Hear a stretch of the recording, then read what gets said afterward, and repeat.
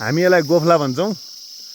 यहाँ माथि लहरामा फल्छ। विभिन्न रुखहरूमा चाहिँ लहरामा फल्छ। खाँदाखेरि यसको स्वाद अब के भन्ने हो, त्यसको शब्दमा भन्न सकिन्न। केरा भन्दा मिठो हुन्छ अझ। मेरो भाइ घनश्याम यो चाहिँ गोफला टिप्न गएको छ माथि होइन। यो चाहिँ नि घनश्याम सर लोटेलाई मिस्टर सर म अड्याउँछु, चिन्ता नलिउँ होइन। उहाँले अब ट्याक्कै टिपिसक्नुभयो गोफला चाहिँ नि फाल्नुभयो भने म छोप्न सक्छु। छोपी पनि हालेको छु, छोपिसकेँ है जानकारीको लागि। यहाँहरूको लाइभ टेलिकास्ट। अब अरू छन् भने टिप्ने, नत्र दुई भाइले बाँडौँला।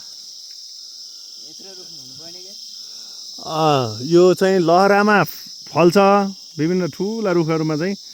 अब हामी अहिले चाहिँ समुद्री सतहदेखि करिब 2600 मिटर माथि छौँ है। ट्याक्क यहाँबाट हेर्छु, यहाँ माथितिर सहयोग गरिरहेको छु हेरेरै। घनश्याम सर चाहिँ यहाँबाट झर्दै हुनुहुन्छ। अब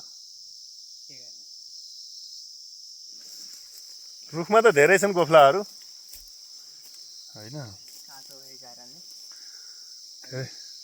यो चाहिँ पाइने भनेको साउन भदौभन्दा पछाडि नै हो, जानकारीको लागि।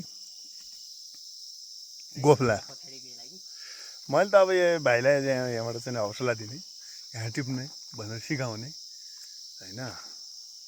यस्तो गरिरहेको छु। यो रुख चढ्ने कुरामा चाहिँ नि घनश्यामलाई भन्न परेन होइन। नाइनास्ती छैन। ल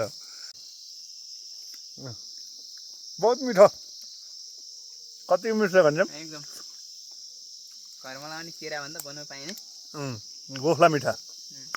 यसको के लहरा बारीमा ल्याएर रोप्न मिल्दो कि नै? मिल्छ होला, तर यस्तै बुटाएर चाहियो। यो लहरा पिङखेलमा पनि सजिलो बलियो। अब